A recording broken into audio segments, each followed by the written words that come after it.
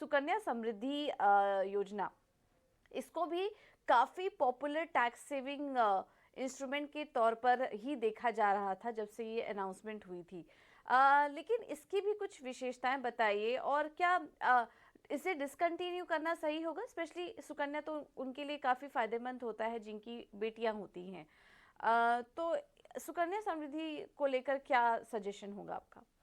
देखो, डिसकंटिन्यू करने का रीजन उसमें भी इसलिए नहीं है क्योंकि आपका जो इंटरेस्ट रेट है, पहले तो आप कंपेयर करोगे कि आपके पास ऑप्शन क्या है। अगर आपने पीएफ में पैसा रख रहे हो तो वहां पर भी आपके पास इंटरेस्ट फ्री है, और रेट ऑफ इंटरेस्ट दोनों का बराबर ही होता है, लगभग बहुत मार्जिनल सा फर्क है।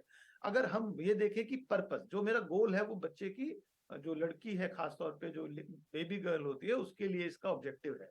अब इसके लिए हमारे पास अगर पैसा रखना है तो मैं कई बार इसमें गोल्ड बॉन्ड को भी वो रखता हूँ ऑप्शन, क्योंकि अगर मुझे एटीसी की डिडक्शन नहीं लेनी है और मेरा गोल 8 साल से ज्यादा का है, तो गोल्ड बॉन्ड में गोल्ड की रिटर्न अक्सर एफडी से ज्यादा होती है, ऐसा ऑन एन एवरेज देखा गया है। प्लस 2.5% सरकार over and above gold rate के दे रही है। तो गोल्ड बॉन्ड को मैं ज्यादा रिकमेंड करता हूं क्योंकि वो भी उतना ही सुरक्षित है, और बिल्कुल कोई टैक्स वैक्स कहीं पर लगता नहीं है अगर आप मेच्योरिटी पर उसको एनकैश कराते हो। तो अगर मेरे बच्चे की कोई भी जो गोल है उसका एजुकेशन का या मैरिज का, हायर एजुकेशन का, तो I would recommend to buy gold bonds as possible. मतलब जब भी ये क्वार्टरली निकलते रहते हैं, थोड़े थोड़े करके आप एक्यूमुलेट करते रहिए। अगर एक साथ पैसा है तो एक साथ भी ले लीजिए।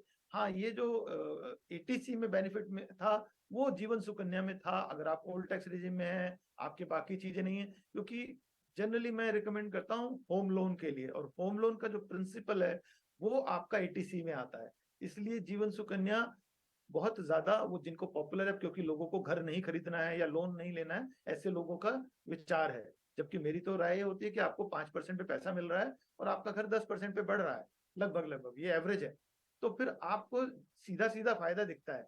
फिर भी आप उसको डेफर करते हो या टैक्स देने में खुश रहते हो, तो वो उनकी समझ है।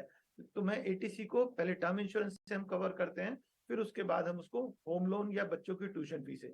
अगर पैसा फिर भी इनमें नहीं है तो हम जीवन सुकन्या या किसी और का सुझाव देते हैं, या ईएलएसएस का खासतौर पे, क्योंकि जिन लोगों ने इक्विटी में नहीं किया हुआ है। लेकिन सीधा सीधा जीवन सुकन्या वो शायद बिल्कुल जिनके पास कम पैसे हैं या जिनके पास रिस्क लेने की एपिटाइट नहीं है, और जिनको बहुत सारा गोल्ड बॉन्ड या इस तरह की चीजें नहीं समझ आती हैं, वो एक सिंपल स्कीम की तरह से। पर हाँ, डिसकंटिन्यू करने का कोई ऑब्जेक्टिव नहीं है, लेकिन अब आप हर साल उसमें और कंट्रीब्यूट क्यों करेंगे? टैक्स बेनिफिट तो इसीलिए है ना कि आप उसमें अब कंट्रीब्यूट करें।